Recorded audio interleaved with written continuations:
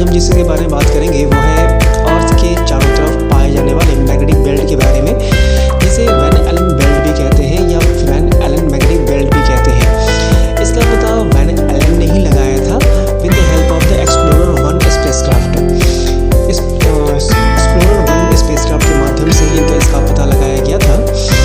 इसके 2 पार्ट होते हैं, ठीक है। ये जो मैग्नेटिक बेल्ट है हमारे इक्वेटर के ठीक ऊपर, इसके 2 पार्ट में डिवाइड किए जाते हैं। एक है इनर बेल्ट, दूसरा है आउटर बेल्ट। जो आउटर बेल्ट है वो लगभग 15,000 से 20,000 किलोमीटर हमारे सरफेस से ऊपर पाए जाते हैं। आउटर बेल्ट में वैसे चार्ज पार्टिकल टैप्ड यानी बंधे होते हैं जो कि सोलर विंड से आते हैं। यानी चार्ज पार्टिकल जो हाइड्रोजन्स या हीलियम्स, प्रोटॉन्स जो होते हैं, ये जो चार्ज पार्टिकल्स होते हैं जो सोलर विंड के साथ आते हैं, वो हमारे अर्थ के मैग्नेटिक फील्ड के आउटर मैग्नेटिक फील्ड के में टैप्ड हो जाते हैं और चारों तरफ से चक्कर लगाते रहते हैं अर्थ के इक्वेटर के लगभग 15,000 से 20,000 किलोमीटर ऊपर।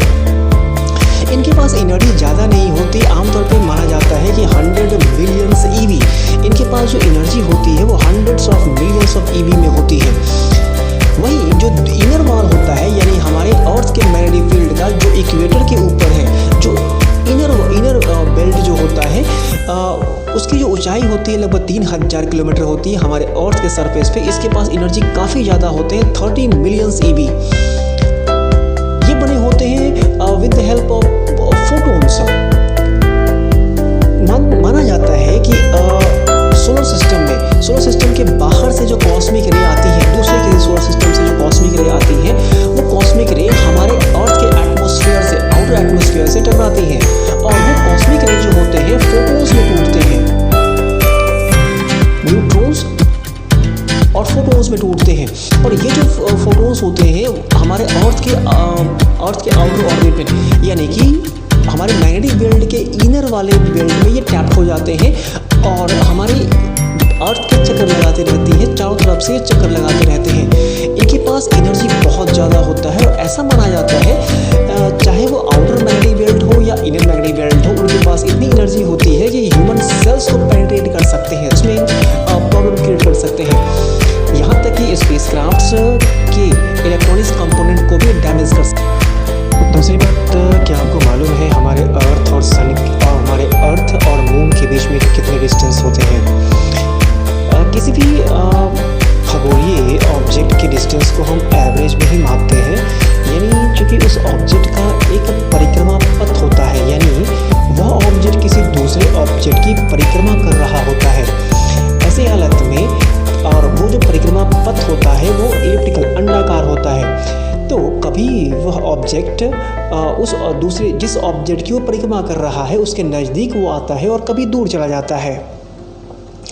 तो हमारे अर्थ और मून के बीच में जो एवरेज डिस्टेंस है, जो हम उसके अपोगी और पैरेगी यानी कि वैसे समय जब मून अपने अर्थ से सबसे ज़्यादा दूरी पे होता हो और ऐसे डिस्टेंस जहाँ पे वो सबसे कम दूरी पे होता हो, उनका एवरेज निकालते हैं। तो एवरेज जो हमारे मून और अर्थ के बीच में जो एवरेज डिस्टेंस है, औसत जो दूरी है, वो लगभग 3,84,400 किलोमीटर का डिस्टेंस है।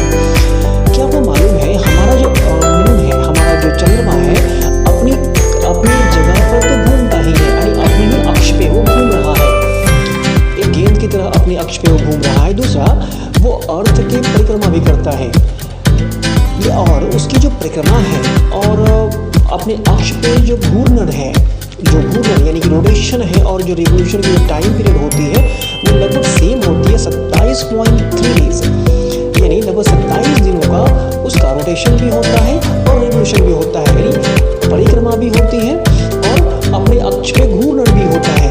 ऐसे हालत में हमें मून का हमेशा केवल एक ही साइड देखने को मिलता है, हम दूसरा साइड कभी नहीं देख पाते उस मून का। इससे भी ज़्यादा इंटरेस्टिंग ये है कि क्या आपको मालूम है हमारा जो मून है, हमारा जो चंद्रमा है, हमसे पल पल हमसे दूर जा रहा है। अकॉर्डिंग टू एन एस्टिमेट जो कि नासा के अकॉर्डिंग है, कहता है कि 38